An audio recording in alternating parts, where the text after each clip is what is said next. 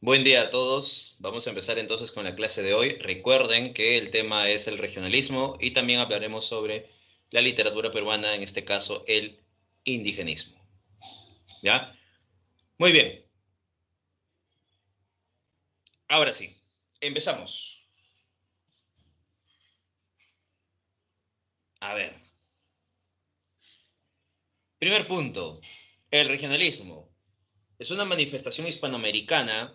Aparece en el siglo XX, en la segunda década del siglo XX, ¿ya? O sea, en 1920 para adelante, ¿no? Aproximadamente.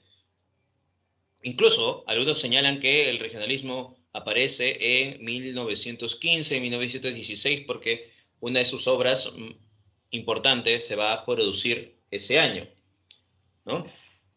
Por eso se menciona que el regionalismo aparece en el siglo XX, ¿ya?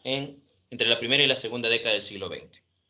Bien, hablar del regionalismo es hablar de la narrativa hispanoamericana del siglo XX. ¿Qué características vamos a encontrar de esta expresión del regionalismo?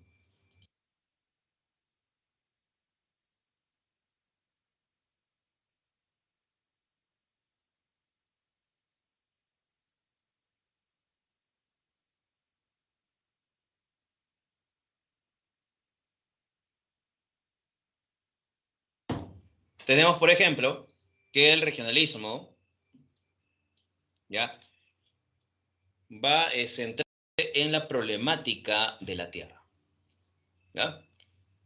Pero algo más general incluso, el regionalismo va a hablarnos sobre la problemática que sucede en la provincia, ¿ya? Recuerda eso.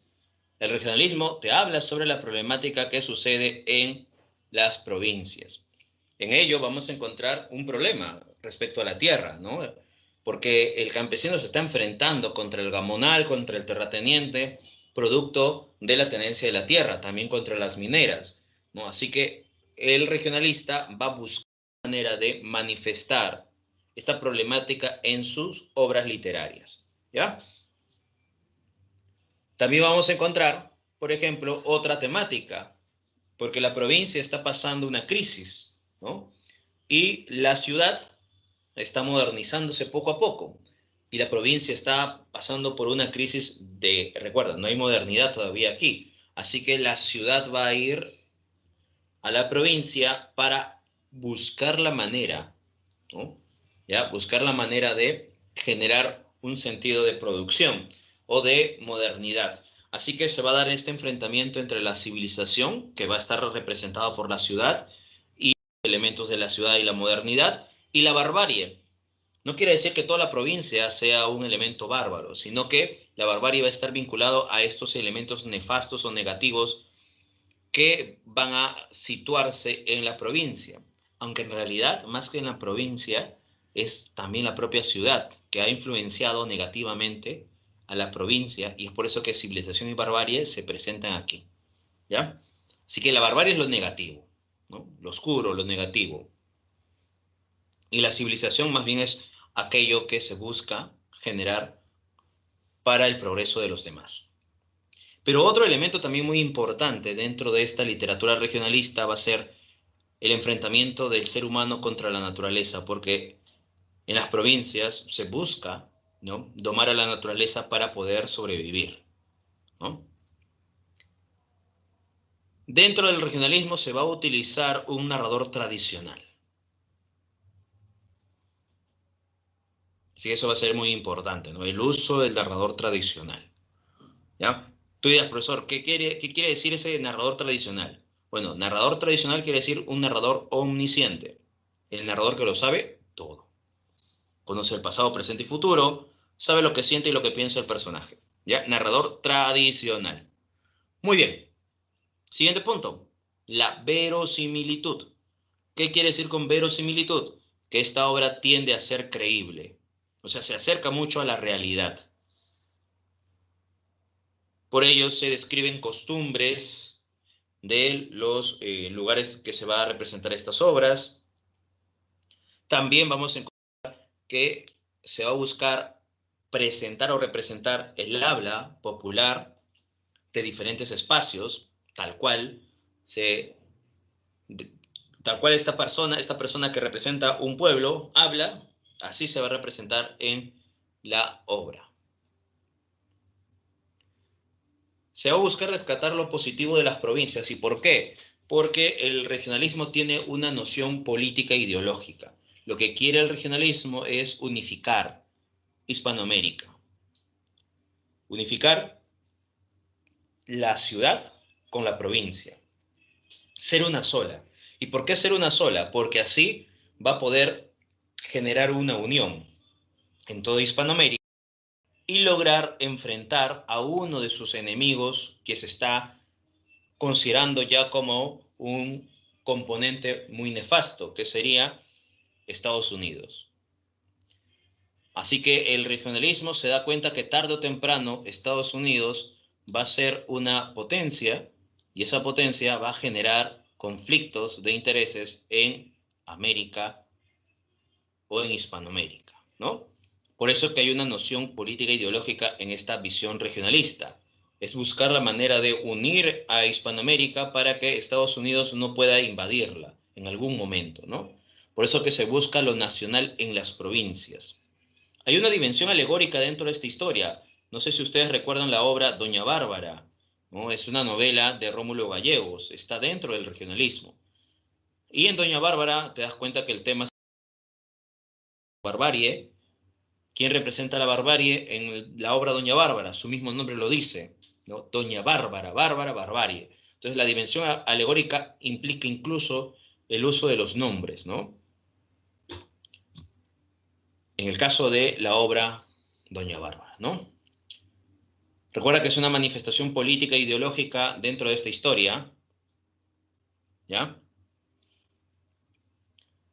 Y lo que te estaba indicando se refleja contra el imperialismo norteamericano, ¿no? Bien, eso serían entonces algunas características del regionalismo. Recuerda, el regionalismo que está presente en el siglo XX no va a utilizar técnicas vanguardistas, ¿ya? Porque recuerda que la vanguardia ya está presente, ¿no?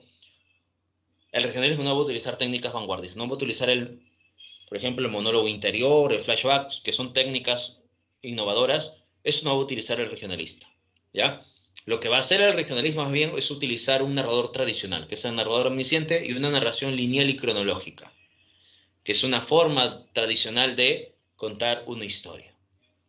Pero recuerda, ¿se van a centrar dónde? Siempre se van a centrar en la provincia, ¿ya? Los personajes de la ciudad van a ir a la provincia. Entonces, la historia no va a estar reflejada en la ciudad, va a estar reflejada en la provincia. Todo va a suceder en la provincia. Quiere decir que se va a describir la provincia, se va a describir, ¿no?, los ambientes campesinos, los pueblos, las localidades, el fondo, pero no se va a presentar la ciudad, porque el centro va a ser la provincia. Todo lo que acontece va a ser allá. Ya recuerda esas características del regionalismo. Bien, hasta aquí. ¿Alguna pregunta, duda respecto al regionalismo? ¿Se entendió, no se entendió? Explique de vuelta, hablen. Bueno, en este caso escriban. ¿Todo bien? A ver, por aquí los Juanes. ¿Se entendió, no?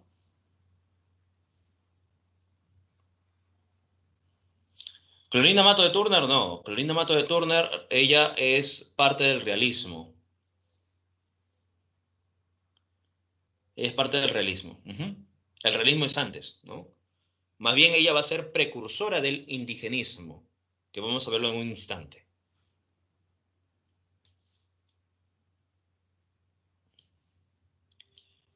A ver, ¿qué es una dimensión alegórica? Bueno, la alegoría lo hemos visto desde la obra La Divina Comedia, recuerda, la alegoría, ¿no? Entonces, la alegoría es una imagen que se muestra para hablar de algo abstracto, ¿no? Una imagen de la realidad. Se utiliza un elemento de la realidad para representar algo que puede ser abstracto, ¿ya? Entonces, la dimensión alegórica dentro del regionalismo, que se va a utilizar diferentes componentes para representar algo que puede ser abstracto. Por ejemplo, nosotros, ¿cómo podemos representar la barbarie? ¿No? Entonces vamos a utilizar un elemento como este personaje Doña Bárbara y todo lo que acontece a través de doña Bárbara y vamos a entender que ella representa la barbarie. ¿Quién representa la civilización en doña Bárbara? El personaje llamado Santos Luzardo. Entonces Santos Luzardo va a representar la civilización porque a través de su accionar, ¿no?, se manifiesta esta noción de lo que es la civilización. El uso de las normas, el plano de lo racional, ¿no?, desligarse de sus emociones, todas esas características que tiene Santos Luzardo representa la civilización. Esa es la dimensión alegórica. El narrador tradicional, sí, el narrador tradicional quiere decir aquel narrador que se utiliza desde la época antigua, o sea, el narrador omnisciente. A ver, ¿por qué se llamó regionalismo? Bueno, porque te habla de la región, o sea, te habla de la provincia, por eso se le llamó regionalismo. Uh-huh. Se le llamó así regionalismo porque te habla de la región, ¿no? Las regiones de los países.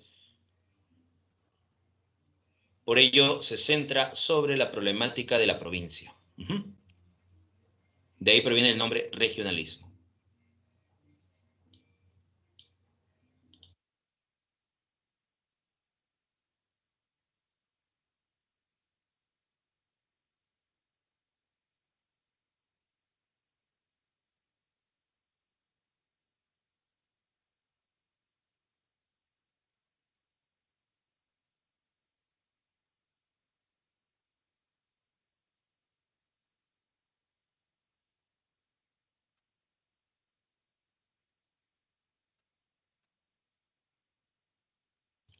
Muy bien.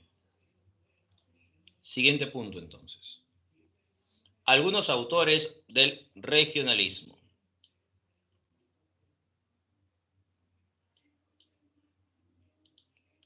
La lucha del hombre contra la naturaleza, podemos encontrar estas obras de Don Segundo Sombra de Ricardo Giraldes, Doña Bárbara de Rómulo Gallegos, La vorágine de José Eustacio Rivera, el ciclo que comprende sobre la Revolución Mexicana, Los de Abajo de Mariano Suela. Les recomiendo esta obra de Los de Abajo de Mariano Suela, si de pronto quieres leer una novela sobre este contexto muy importante en México, la Revolución Mexicana, y además es una novela con tintes épicos, Los de Abajo de Mariano Suela.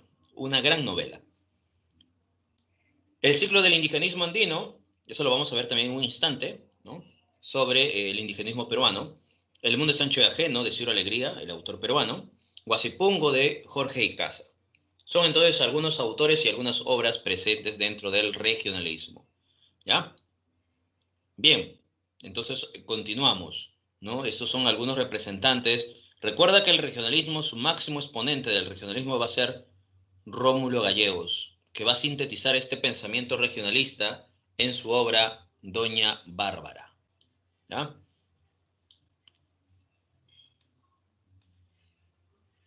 Así que aquí tienes un poco de esta obra, ¿no? Doña Bárbara de Rómulo Gallegos. El tema central de la obra es la civilización versus la barbarie. La civilización representada en Santos Luzardo, la barbarie representada en Doña Bárbara. La técnica narrativa que se va a utilizar, bueno, la narración en tercera persona, o sea, el narrador personaje, bueno, perdón, el narrador omnisciente. La narración en tercera persona, narrador omnisciente. Se utiliza diferentes lenguajes, ¿no? Prevalece el lenguaje popular, ¿ya? Prevalece el lenguaje popular. Dentro de la obra vamos a encontrar el amor como poder regenerador, ¿no? En un momento, doña Bárbara va a poder cambiar su situación, al igual que Marisela, su situación va a poder cambiar. Hay un personaje llamado Ño Pernalete que representa la corrupción judicial, que está a favor de doña Bárbara. Y dentro de la obra hay dos haciendas, Altamira y La Barquereña. Antes era una sola, Altamira, pero por producto de los conflictos familiares, Altamira, que era una sola, se va a dividir en dos. Altamira y La Barquereña, que luego pasará a convertirse en el Fundo El Miedo. ¿Ya? Bien, Altamira le pertenece a Santos Luzardo. Él desde muy pequeño ha ido a la ciudad. Él ha nacido en la provincia, pero ha ido a la ciudad para poder formarse, para poder ser educado. Así que de pronto Santos Luzardo tiene que retornar, ¿no?, al fondo para poder ver cómo está Altamira porque quiere venderlo, quiere vender ese fondo de Altamira. Así que la historia empieza cuando Santos Luzardo está retornando, ¿no?, a la provincia para poder vender el fondo de Altamira. Cuando retorna y se da cuenta que en Altamira está sucediendo muchas cosas, ¿no?, que algunos funcionarios están engañando a Santos Luzardo, que a su vez hay una casiga que de pronto está ampliando su territorio, que es Doña Bárbara, y que desea obtener Altamira, incluso hay invasión. Todo eso Santos Luzardo intenta buscar la manera de cambiar la situación que está padeciendo, ¿no?, este lugar. Así que va a haber enfrentamientos entre Doña Bárbara y Santos Luzardo. Porque Santos Luzardo, que ha venido de la ciudad, recuerda, es una persona de provincia, se ha educado en la ciudad y ha retornado a la provincia. Así que Santos Luzardo va a utilizar todas las herramientas que ha logrado, ¿no?, conciliar en la provincia. Sin embargo, se va a dar cuenta que Doña Bárbara está utilizando su poder, ¿no?, el dinero, la seducción, para su propio beneficio. En medio de todas estas disputas van a aparecer también otros personajes, entre ellos Mr. Danger. Mr. Danger es un personaje que va a estar representando al peligro imperialista, ¿no?, la noción de Estados Unidos, ¿no?, que se va a unir a Doña Bárbara para enfrentar a Santos Luzardo. Va a llegar un momento que Santos Luzardo va a conocer a Marisela, que es hija de Doña Bárbara, ¿ya? Marisela es hija de Doña Bárbara, con Lorenzo Baraquizo.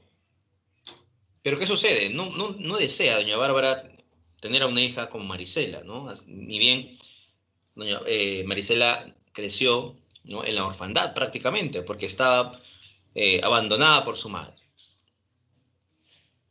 Así que de pronto Santos Luzardo se solidariza con Marisela, le lleva a su casa para que pueda ser cuidada por su familia.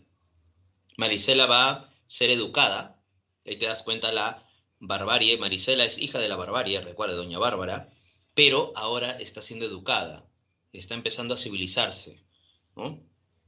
Te das cuenta de esa noción de regionalista presente aquí. Marisela entonces va cambiando poco a poco, se va enamorando de Santos Luzardo. Doña Bárbara ha conocido a Santos Luzardo, le recuerda un amor juvenil. Doña Bárbara ha intentado eliminar a Santos Luzardo, no ha podido, así que va ahora a seducirlo. Seduce a Santos Luzardo, sin embargo, Santos Luzardo no cae en la seducción de Doña Bárbara. Doña Bárbara se siente molesta porque ningún varón le había rechazado antes, ¿no? Así que Doña Bárbara quiere matar a Santos Luzardo, pero a su vez también se entera que Marisela está en la casa de Santos Luzardo. Recuerda que Doña Bárbara se ha enamorado de Santos Luzardo, Marisela también. El pueblo va a lograr unirse y van a expulsar a Mr. Danger, ¿no? Doña Bárbara no va a tener entonces otros aliados. Ya para finalizar la historia, Doña Bárbara va a intentar matar a Marisela, ¿no?, para que nadie pueda ser feliz. Pero Doña Bárbara luego recapacita y desea que su hija sea feliz, ¿no?, que su hija Marisela sea feliz con Santo Luzardo. Recapacita porque se da cuenta de algo, ¿no? Ella ha sufrido y no quiere que su hija siga padeciendo lo que ella sufrió en algún momento. Así que Doña Bárbara decide desaparecer. Antes de desaparecer, escribe una carta a Santo Luzardo indicando que cuide de Marisela, porque ahora Marisela va a ser la dueña de El Miedo, que antes se llamó La Barquereña. Así que cuando Santo Luzardo y Marisela se van a unir, estos dos fundos, Altamira y La Barquereña, o también llamado El Miedo, se van a unificar, cosa que en su momento fue uno solo. ¿Ya? Bien, eso sería entonces la obra Doña Bárbara, así resumido, ¿no? Sí, ya ves, estamos en buen tiempo entonces.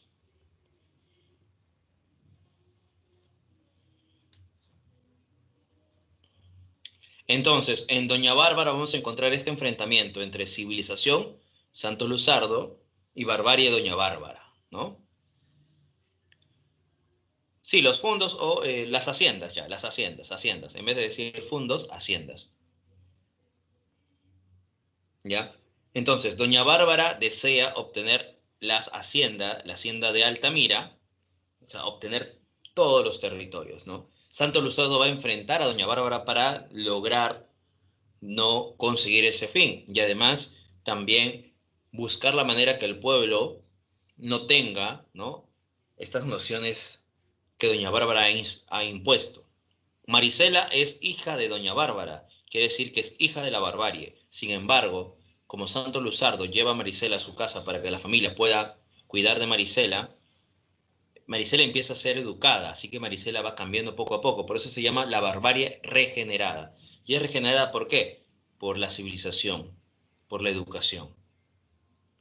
Al final Marisela se enamora de Santo Luzardo, Doña Bárbara también. Doña Bárbara va a ser rechazada por Santo Luzardo. Santo Luzardo es dueño de Altamira, no de la Barquereña. La Barquereña es de Doña Bárbara, que ahora es llamado El Miedo. Doña Bárbara tiene la Barquereña. Santo Luzardo, Altamira. Por eso que Doña Bárbara lo que quiere es obtener Altamira y así obtener todo. Ya tiene la Barquereña, o también llamó El Miedo. Por eso que cuando Doña Bárbara quiere matar a Marisela, decide no matarla y dejar a Marisela que se convierta en dueña de El Miedo, o sea, de la Barquereña. Y cuando se logra unir con Santo Luzardo, la Barquereña con Altamira van a ser una sola. Ahí está la síntesis del pensamiento regionalista, ¿no? Recuerda que el regionalismo lo que quiere es que Hispanoamérica sea una sola, que la provincia no desaparezca del todo, sino lo positivo de la provincia se tiene que rescatar y unir con, ya unirse con la ciudad y ser uno solo.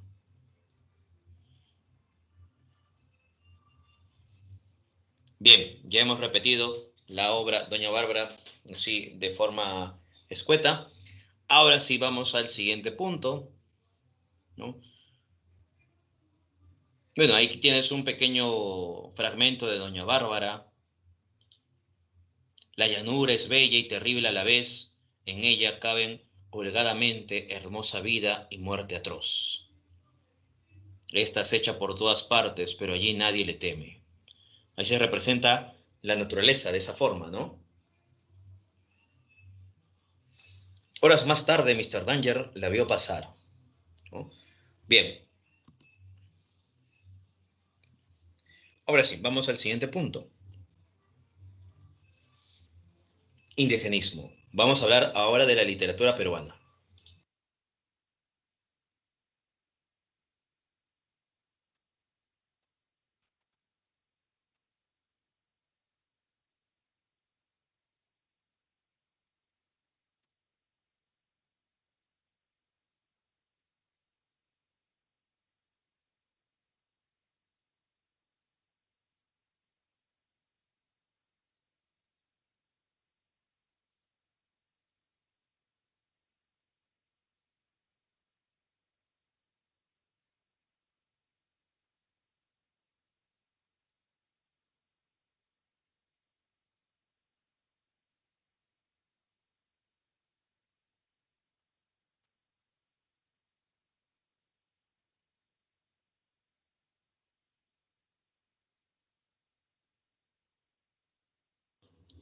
Bien, en el caso del contexto del indigenismo, hay algunos puntos importantes, ¿no?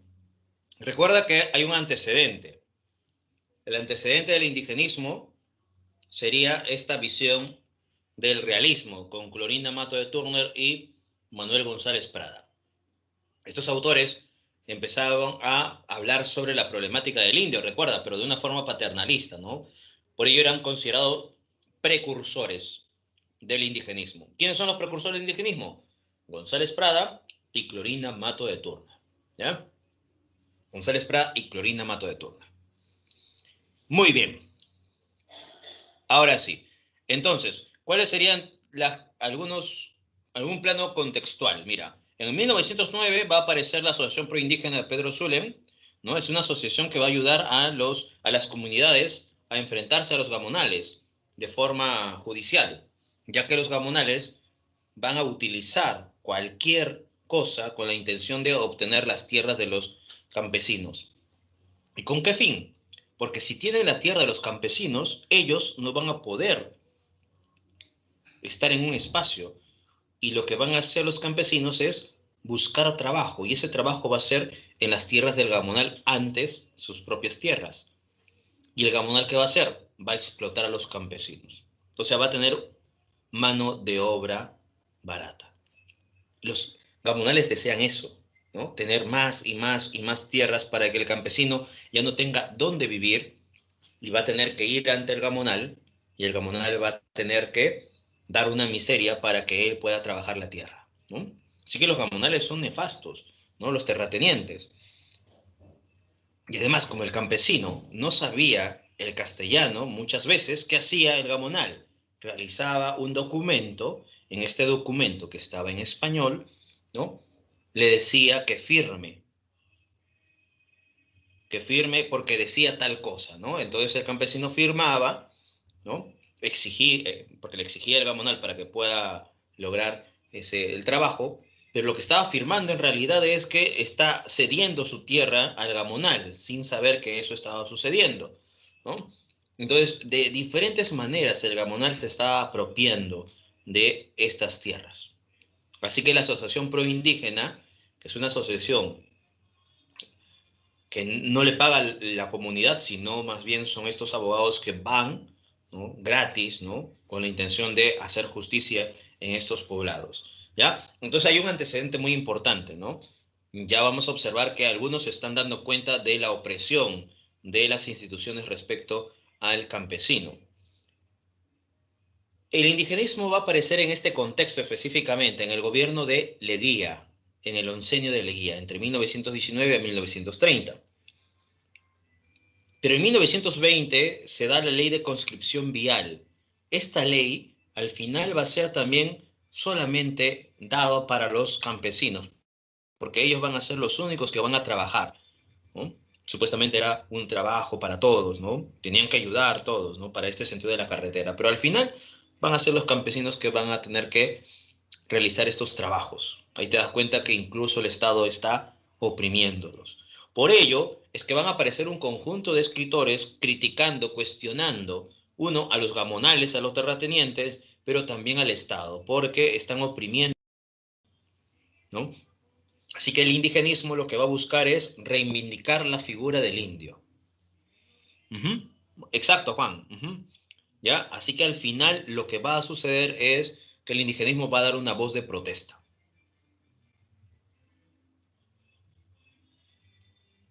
Se va a criticar y cuestionar, ¿no? Así aparece el indigenismo, en ese contexto donde ya no se podía, ¿no? Ya no se podía ser indiferente, ¿no? Ante la problemática que estaba pasando el campesino. Así que los autores, a través de la literatura, van a cuestionar, criticar para que de pronto el lector se dé cuenta, pues, ¿no? El lector se dé cuenta de lo que está sucediendo, que de pronto los que están en la ciudad, porque van a ser ellos los que van a leer las novelas, ¿no? Muchas veces, más que en las provincias, ¿no?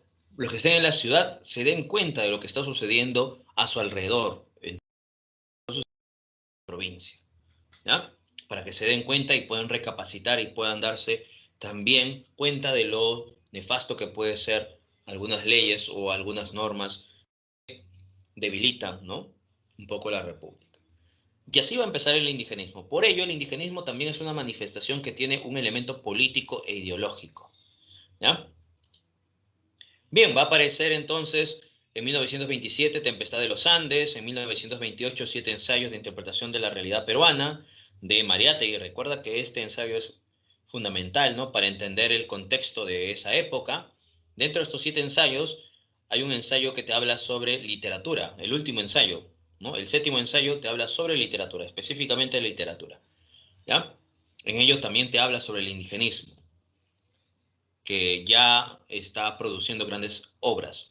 En 1930 aparece El Nuevo Indio de Uriel García. Estas obras que te he puesto aquí en 1927, 28 y 30 son obras no necesariamente literarias. En el del 28, por ejemplo, 7 ensayos, recuerda, una recopilación de ensayos. Tempestad de los Andes ya es una propuesta también un poco ensayística como El Nuevo Indio, pero son obras en las cuales se puede entender un poco más esta visión del indigenismo.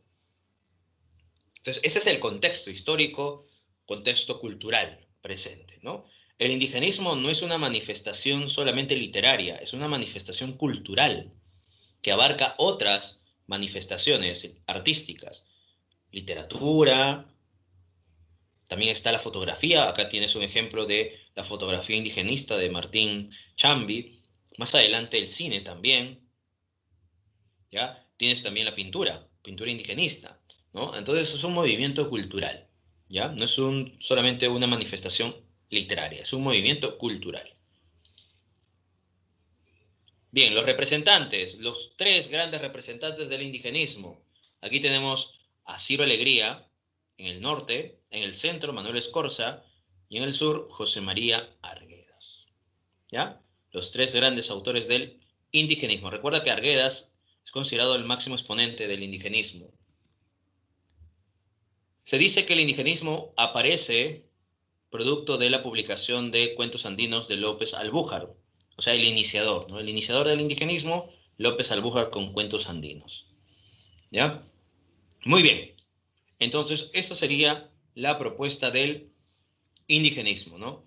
Ciro Alegría, Manuel Escorza y Arguedas. Ahora, recuerda, ¿por qué de pronto el indigenismo es diferente a esta propuesta de González Prada y Clorinda Mato de Turner? Porque recuerda que Clorinda Mato de Turner y González Prada también hablaron del indio, solamente que ellos hablaron desde una visión paternalista. En cambio, el indigenismo, ¿ya? El indigenismo lo que busca es reivindicar la figura del indio, luchar contra el gamonal, o sea, contra el gamonalismo, rescatar elementos culturales como relatos, mitos, cantos, muchos incluso cantos en quechua, revalorar la figura o humanizar la figura del indio. Ya recuerda esos detalles. Bien, Ciro Alegría. Supongo que conocerás alguna obra de Ciro Alegría, ¿no? El mundo es ancho y ajeno, por ejemplo. El mundo es ancho y ajeno es aquella historia donde vamos a encontrar que una comunidad, la comunidad de Rumi, va a tener que enfrentar al gamonal Álvaro Amenábar por la propiedad de su tierra, ¿no? Así que en el mundo de Sancho y Ajeno vamos a encontrar cómo de pronto esta comunidad de Rumi va a tener que enfrentarse, porque Álvaro Benábar le ha indicado a toda la comunidad que esas tierras le pertenecen a él, así que tienen que marcharse, dice, ¿no? Entonces la comunidad dice, ¿cómo es posible? Estas tierras nos pertenecen, no pertenecen a Álvaro Amenábar, a nosotros nos pertenecen. Pero como Álvaro Amenábar tiene dinero, así que de pronto, ¿qué va a suceder? Va a haber una citación, así que la comunidad va a tener que buscar un abogado para enfrentar a Álvaro Amenábar a través de las leyes. Contrata a un abogado. Ese abogado es Bismarck Ruiz, que al final lo va a traicionar. ¿Y por qué lo va a traicionar? Porque Álvaro Amenábar va a darle dinero. No solamente a Ruiz, sino va a dar dinero también a los jueces. O sea, hay una corrupción tremenda. Así que Rosendo Maki, que es el alcalde de la comunidad de Rumi, a través de Bismarck Ruiz, va a buscar la manera de lograr ganar el juicio. Pero como tú sabes, aquí Álvaro Amenábar, que tiene poder, que tiene dinero, que ha logrado conseguir que los jueces sean sus títeres, así que la justicia no va a estar para el pueblo, sino para el poderoso. Por tanto, por más que la comunidad intente, y por más que la comunidad tenga razón, no va a poder lograr contra esta corrupción. Al final van a tener que ser desalojados. Le dan un cierto tiempo para que desalojen. Rosendo Maki no entiende cómo es posible, si ellos tienen la razón, ¿no? O sea, toda la comunidad, eso le pertenece a ellos. ¿Cuándo Álvaro Amenábar ha tenido la propiedad de estas tierras? Nunca. ¿Y por qué de pronto ahora sí? Luego se van a dar cuenta que ha sido traicionado también por Bismarck Ruiz, ¿no? La comunidad. Así que la comunidad va a tener que ser desalojada. Va a tener que buscar otro lugar. Así que van a la meseta del Yanañahui, que es más arriba que la comunidad de Rumi. Pero en la meseta de Yanañahui hay algo muy importante. A diferencia de la comunidad, que hay pasto, vegetación enorme, en la meseta es piedras, ¿no? Rocas. Muy poco de vegetación. Sin embargo, la comunidad se va a unir para lograr cambiar, ¿no? Para poder sobrevivir a este lugar. Pero el ganado, que ya está acostumbrado a comer parte o cerca de la comunidad, muchas veces baja, ¿no? Y empiezan a comer el pasto cerca de la comunidad de Rumi. Pero como ahora le pertenece a Álvaro Amenábar, ¿qué hace Álvaro Amenábar? Manda a su capataz que atrapen a estos animales y se los lleven, los confisquen, ¿no?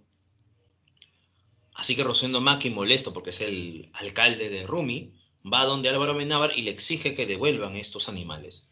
Álvaro Amenábar le dice, ¿por qué? Uno, estos animales me pertenecen porque están en mi espacio. Dos, si han bajado, han comido de mi tierra, así que mínimamente me tienen que pagar, ¿no? Así que Rosendo Maki se molesta, incluso su ganado también está abajo. Como vio que Álvaro Amenábar no da su brazo a torcer, molesto Rosendo Maki va a querer liberar, ¿no?, al ganado que le corresponde, ¿no?, a su propio ganado. Pero lo van a acusar de abigeo. ¿Qué quiere decir abigeo? Ladrón. ¿Ladrón de qué? Aquel que está robando el ganado, ¿no? Abigeo. Entonces a Rosendo Maki lo van a llevar a prisión.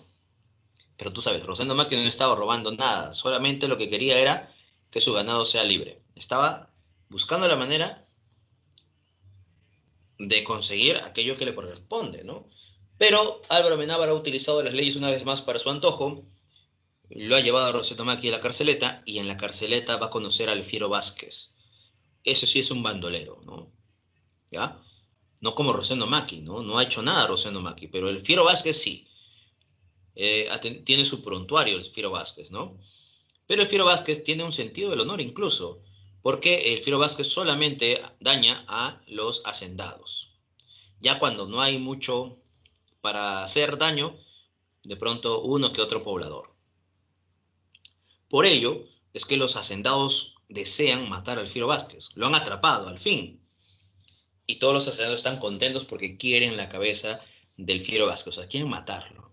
El Fiero Vázquez le dice eso a Rosendo Maki, mira, yo aquí voy a morir. Todos me odian. Los hacendados quieren mi cabeza. Tú no has hecho nada.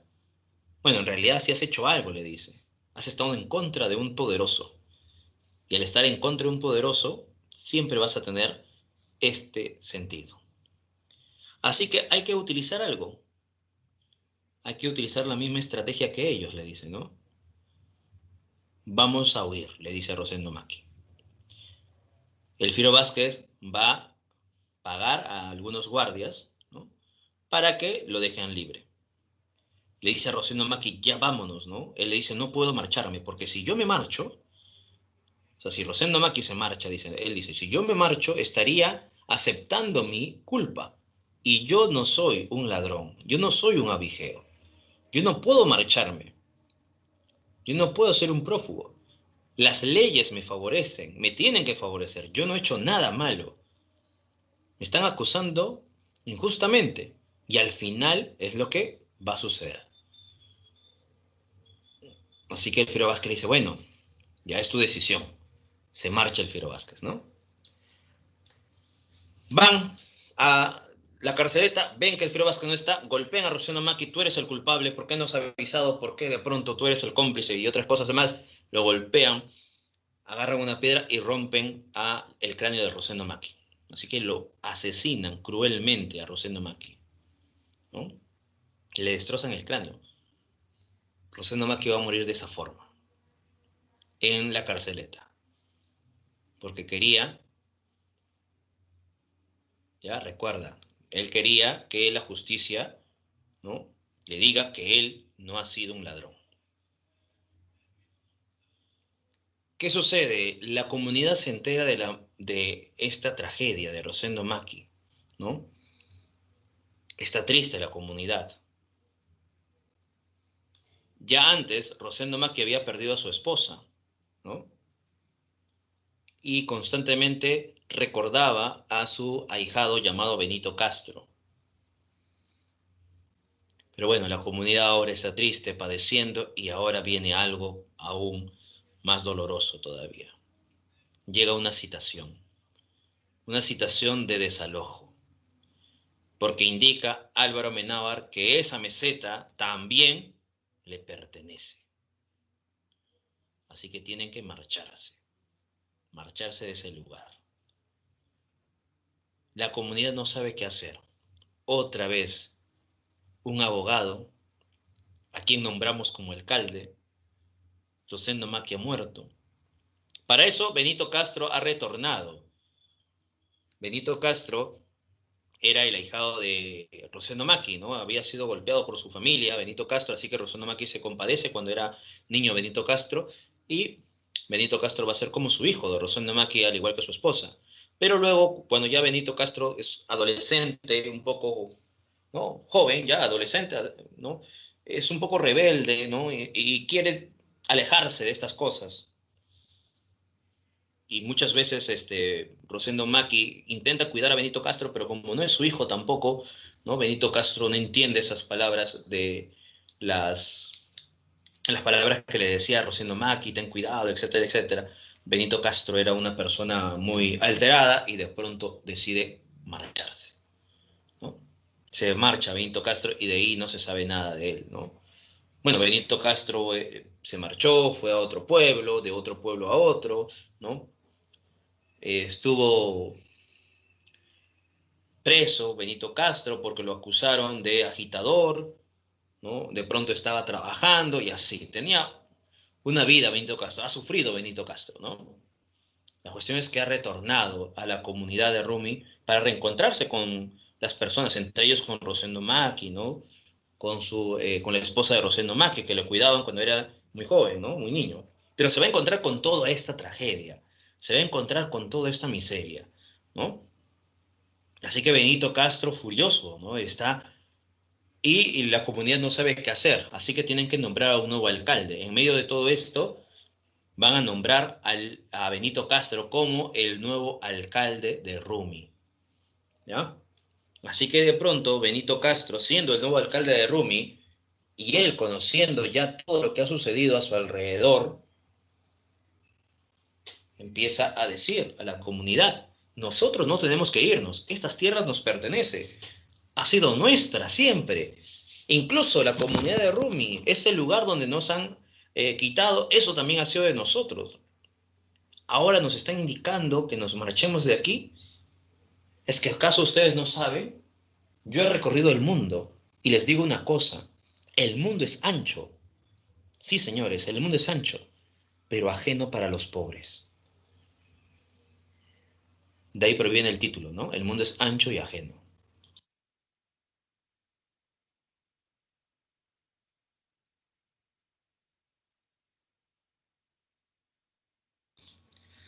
Entonces, ¿qué sucede?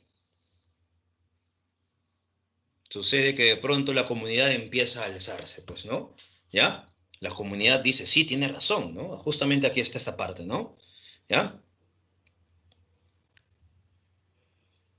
Los que mandan se justificarán diciendo: váyanse a otra parte, el mundo es ancho. Cierto, es ancho, pero yo, comuneros, conozco el mundo ancho donde nosotros, los pobres, solemos vivir. Y yo les digo con toda verdad que para nosotros, los pobres, el mundo es ancho, pero ajeno.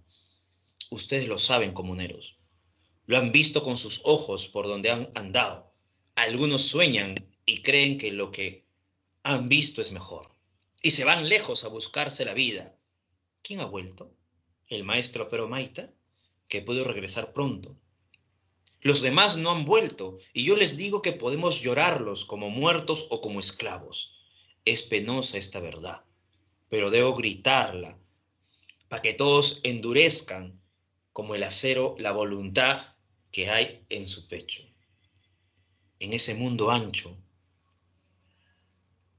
cambiamos de lugar, vamos de un lado para otro, buscando la vida, pero el mundo es ancho y nada nos da, nada, ni siquiera un buen salario, y el hombre muere con la frente pegada a una tierra amarga de lágrimas. Defendamos nuestra tierra, nuestro sitio en el mundo, que así defenderemos nuestra libertad y nuestra vida. Están las palabras, ¿ves? De Benito Castro. Así que el pueblo dice, tiene razón Benito Castro, ¿por qué tenemos que marcharnos? Es nuestra tierra. ¿A dónde iremos de pronto? Y cada vez que nos marchemos pasará lo mismo. Así que vamos a enfrentarlo. No podemos retroceder más. Ya hemos cedido con la comunidad, con la meseta ya no. Así que se quedan, empiezan a ir de un lado a otro, de un lado a otro para encontrar municiones, para buscar la manera de, ¿no?, luchar, porque saben que tarde o temprano va a venir Álvaro Amenábar para enfrentarlos. Álvaro Amenábar entiende eso, ha logrado, ¿no?, saber que la comunidad no quiere marcharse. Pues bien, Álvaro Amenábar, recuerda que es un poderoso, es un desgraciado Álvaro Amenábar, ¿no? ¿Ya? ¿Y qué hace entonces Álvaro Amenábar? Contrata a la Guardia Civil. A la Guardia Civil, imagínate, que se supone la Guardia Civil debería de proteger, ¿no?, a la comunidad de los abusos, pero ha contratado a la Guardia Civil. Pero la Guardia Civil ya, los policías, ¿no?, ha contratado para que desalojen. Así que la Guardia Civil empieza a avanzar junto con algunos capataces de Álvaro Amenábar. Llegan, Benito Castro y los demás están esperándolos, ¿no?, para decirles que no se van a marchar. Así que de pronto la Guardia Civil le dice, pues bien, no quieren marcharse, no se preocupen, ahorita los mato. Y en ese instante empieza a haber disparos. Empiezan a matar a cada uno que está ahí enfrentando, ¿no?, para que de pronto no sean expulsados de este lugar. Así que, ¿qué sucede? Empiezan a caer muchos cuerpos. Benito Castro está acribillado, ¿no?, está agonizando, va corriendo, ¿no?, con la poca fuerza que queda, va corriendo donde está su casa, donde está su esposa y su hijo. Llega todo exhausto, ya sin fuerzas, y le dice, ¿no?, váyanse, váyanse, le dice. Estaba casi agonizando, estaba ensangrentado. Su esposa le mira, ¿no? Se llama Marguicha. Marguicha le mira asustada, viendo cómo de pronto Benito Castro estaba ensangrentado, agonizando, y lo único que hace y que dice Benito Castro es váyanse, váyanse, ¿no? Y ella en ese instante escucha, llorando, le dice, pero ¿a dónde? ¿A dónde? ¿A dónde iremos? ¿A dónde?, implora Marguicha, mirando con los ojos locos al marido, al hijo, al mundo, a la soledad. Ella no lo sabe, y Benito ha muerto ya. Más cerca, cada vez más cerca, el estampido de los náuseres continúa sonando. Así acaba El mundo es ancho y ajeno, con la masacre de la comunidad.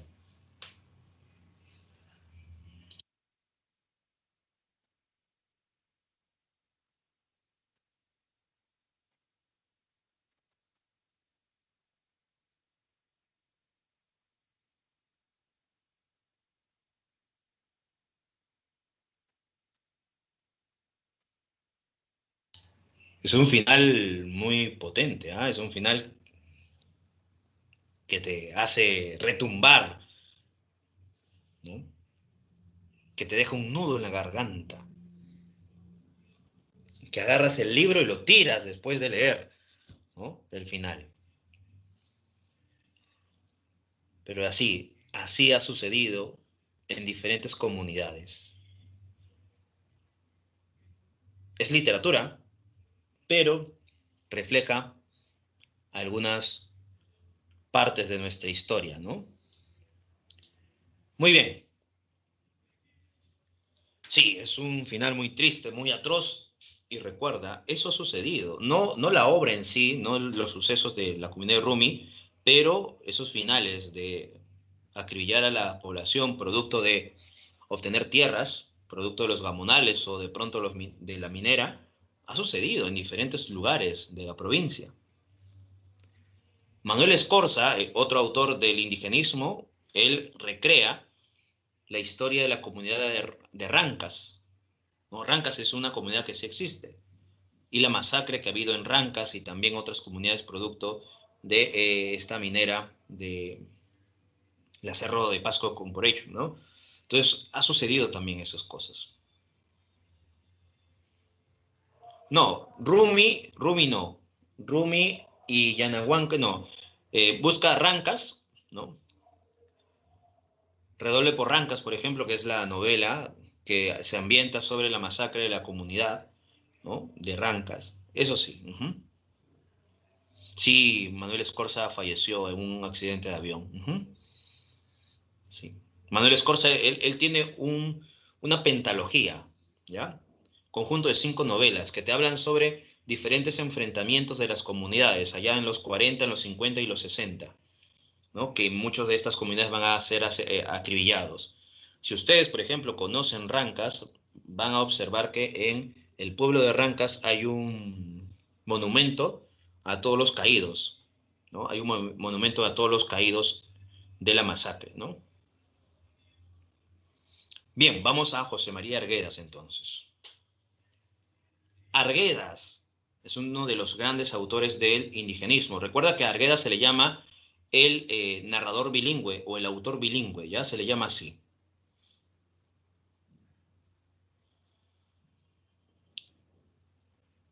Arguedas tiene entre sus obras, por ejemplo, una obra que es considerada una obra póstuma de Arguedas porque se publica después de su muerte, es El zorro de arriba y el zorro de abajo. Es una obra póstuma, pero también tiene Los ríos profundos, Todas las sangres, ¿no? Guarmacuyay, que es un libro, un cuento, ¿ya? Tiene El sueño del Pongo, entre otros, ¿no? Arguedas, en el caso de Los ríos profundos, nos habla sobre la historia de este niño Ernesto, que junto con su padre van a ir de un lugar a otro. Su padre es un abogado y que está buscando trabajo, así que va al Cusco con la intención de encontrar trabajo porque su familiar, llamado el Viejo, sí, también tiene Yaguar Fiesta, efectivamente. Diamantes y Pedernales, Yaguar Fiesta, El Sexto, entre otras obras. Entonces, el niño Ernesto junto con su padre van al Cusco porque el familiar, llamado el Viejo, le había indicado que vaya, ¿no? Pero lo trata muy mal al padre del niño Ernesto. Por eso que el niño Ernesto junto con el padre se marchan del Cusco. Pero antes de marcharse, van a recorrer parte de esta ciudad. El niño Ernesto poco a poco se va acercando a la comunidad andina. Luego van a ir de un lugar a otro, ¿no? ¿Ya? Pero el niño Ernesto se va acercando y se va identificando con el mundo andino. Llegan a Bancay, llegan a Bancay, recuerda, va a lograr el niño Ernesto estar en un colegio, en un internado parroquial, y de pronto el padre se va a marchar porque tiene que trabajar. Así que va el niño Ernesto a conocer a diferentes niños, ¿no? De este internado. Va a conocer, por ejemplo, al Indio Palacios, a la Opa Marcelina, ¿ya? Va a conocer a Antero, ¿no? Y a otros niños más, ¿ya? Pero va a suceder algo, que el niño Ernesto se va dando cuenta poco a poco de la opresión que están sufriendo los comuneros, ¿no? Allá en Abancay, en Batibamba. Pero a su vez también se va acercando poco a poco a la naturaleza y también a una señora llamada Doña Felipa, que va a ser como el lado maternal, ¿no? Que va a necesitar el niño Ernesto. Un día de pronto se va a realizar el levantamiento de las chicheras, así se le llama, porque había falta de sal. ¿Qué hacían los hacendados? Habían logrado esconder las sales para que la población no tenga sal y busque la manera de encontrarlo. Pero ¿qué van a hacer entonces los hacendados? Van a venderlo, ¿no? Van a venderlo a buen precio, ¿ya? A un buen precio, no, a un elevado precio.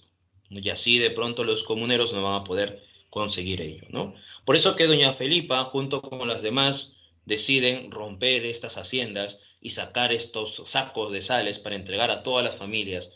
El niño Ernesto va también a apoyar esta revuelta, ¿ya? De doña Felipa. Bien, entonces eso es lo que va a suceder dentro de la historia, ¿no? En un momento determinado, ya el padre Linares, que recuerda, que de pronto se da cuenta que el niño Ernesto ha ido a esta revuelta, lo va a castigar, ¿no?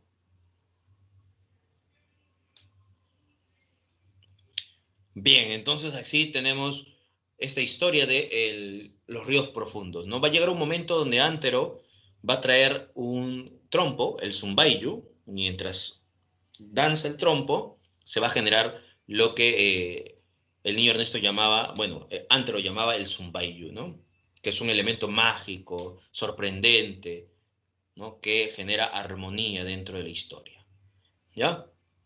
También vamos a encontrar una peste, tifus, desgraciadamente va a morir la opa Marcelina, los colonos de Patibamba van a levantarse contra, ¿no? esta peste y van a exigir al cura para que rece, ¿no?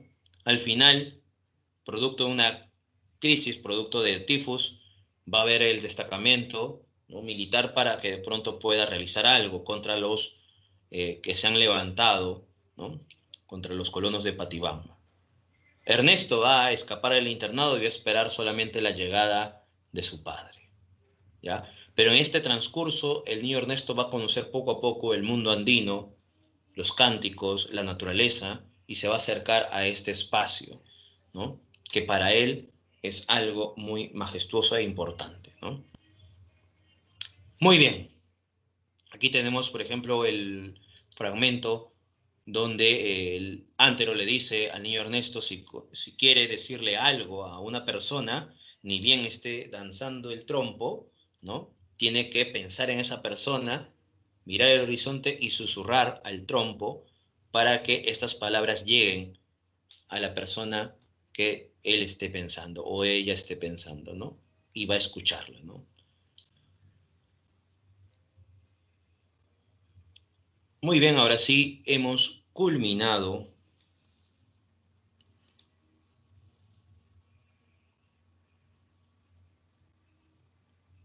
Ahora lo que viene es los ejercicios.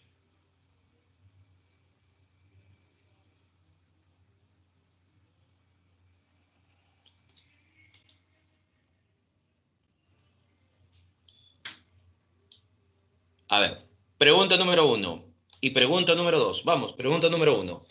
¿Cuáles son las características del indigenismo?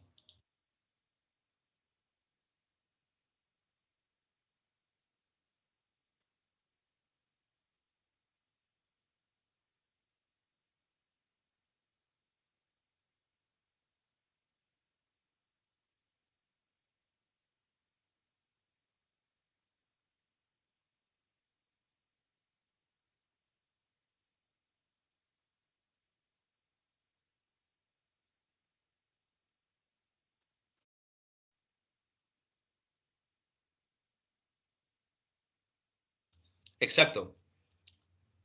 El indigenismo, verosimilitud, humanizar la figura del indio, utilizar el narrador omnisciente.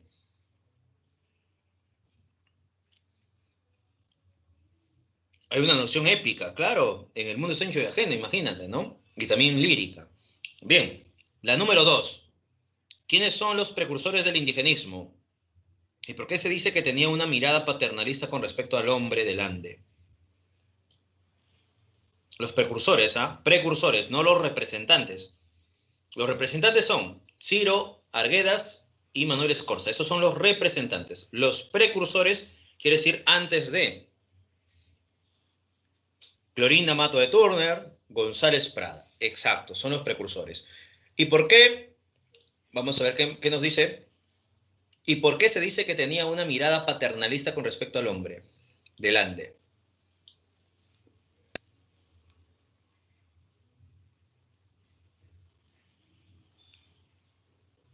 Claro, porque ve al indio de una forma paternalista. ¿Qué quiere decir? Que ven al indio como un ser indefenso.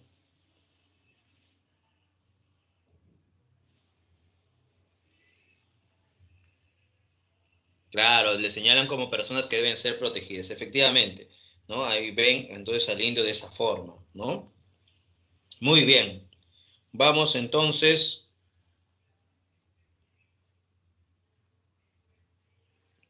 Pregunta 3. ¿Qué diferencia encontramos entre la narrativa de Ciro Alegría y la de Arguedas? A ver, ¿qué diferencia puedes encontrar?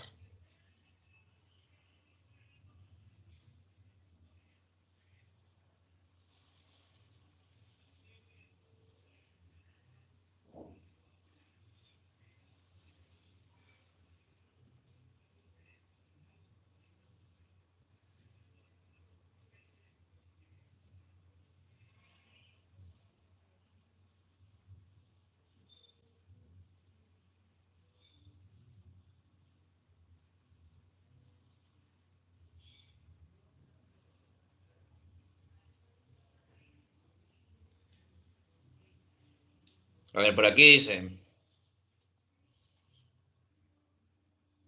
uno utiliza narrador omnisciente, el otro narrador personaje, ya, en el caso de Los Ríos Profundos, en el caso de El Mundo Sancho y Ajeno. Uno más épico. Ciro Alegría es una narrativa épica. Arguedas es una narrativa más lírica. Arguedas inserta el quechua. Ciro Alegrías no.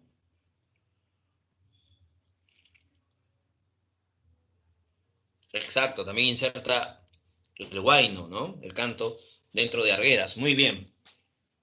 Pregunta número 4.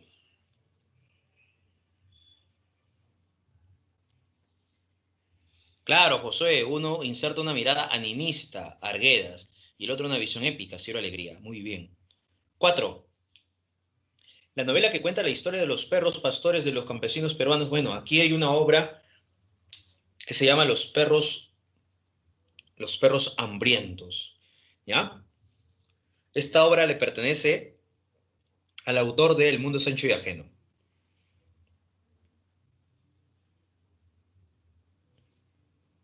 ¿Quién es? Claro, Ciro Alegría. ¿Ya? La novela se llama Los perros hambrientos. Te recomiendo esta novela Los perros hambrientos. También es una novela muy, bueno, melancólica, ¿no? Muy triste, muy melancólica. ¿Ya? Pero es una gran novela también, Los perros hambrientos, de Ciro Alegría.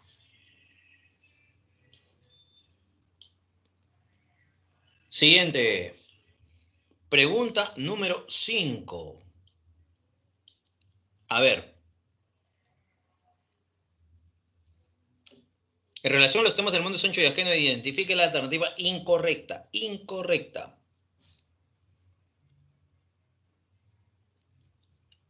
¿Cuál sería lo incorrecto?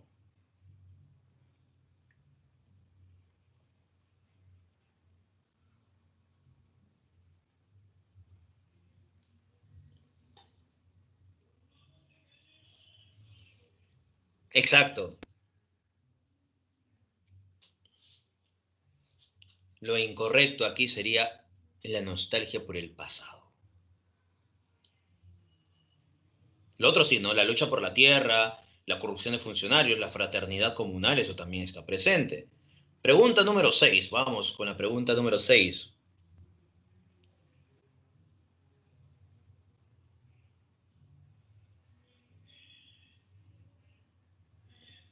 ¿Cuál sería la respuesta en la pregunta número 6?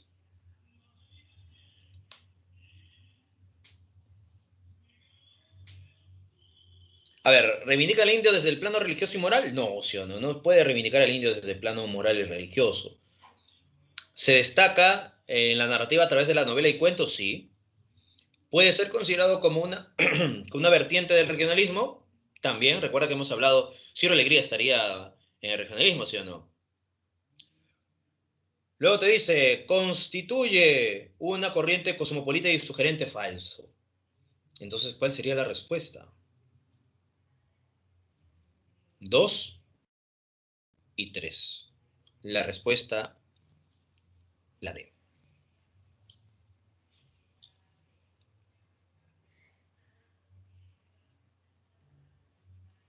Pregunta 7.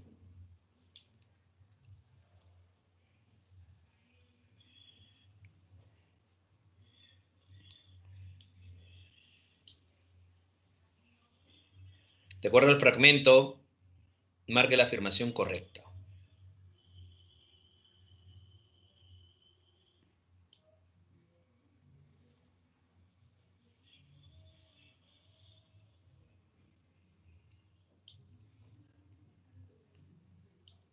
A ver, ¿qué nos dice la 7? El lindo Rosendo Maki estaba encuclillado, tal un viejo ídolo, tenía el cuerpo nudoso y cetrino como el yunque, palo, contorsionado y durísimo, porque era un poco vegetal, un poco hombre, un poco piedra. Su nariz quebrada señalaba una boca de gruesos labios plegados con un gesto de serenidad y firmeza.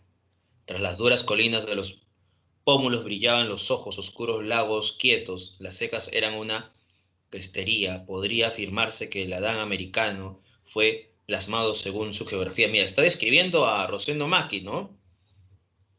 Y los escribe con elementos de la naturaleza, ¿no? A ver, ¿cuál sería la respuesta? Urbe es ciudad, Juan. La urbe es la ciudad. La descripción del protagonista está vinculada a la naturaleza. Ahí está la respuesta. Efectivamente, la respuesta es la A.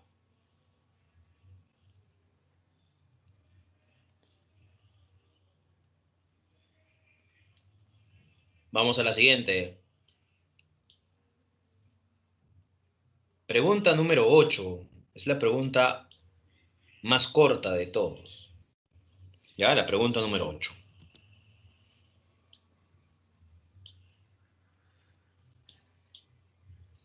Vamos, vamos.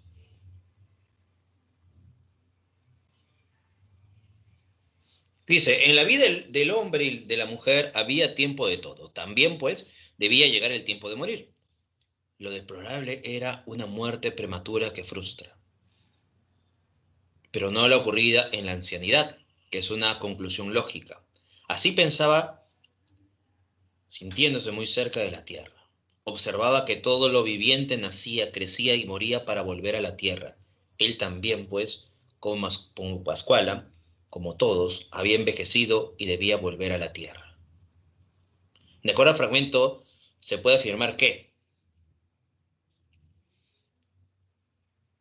muy bien, efectivamente, la respuesta es el ciclo vital del hombre es volver a la tierra.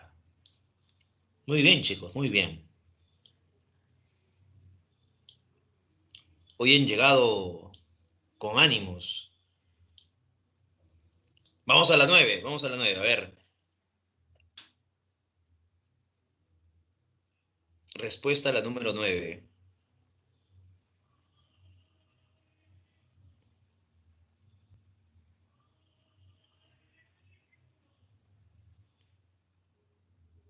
Claro, recuerden lo que habíamos visto al final, ¿no? Es el final del mundo, es ancho y ajeno. La 9, la respuesta es la B. Muy bien, efectivamente.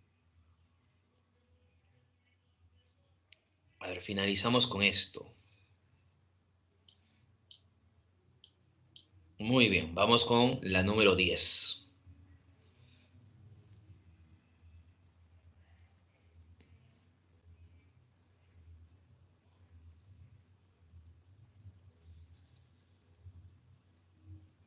Recuerda que el indigenismo está en el siglo XX y la vanguardia también está en el siglo XX, ¿ah?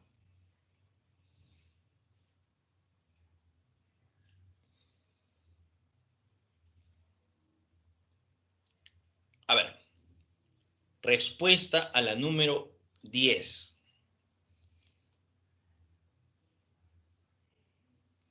¿Cuál sería la respuesta?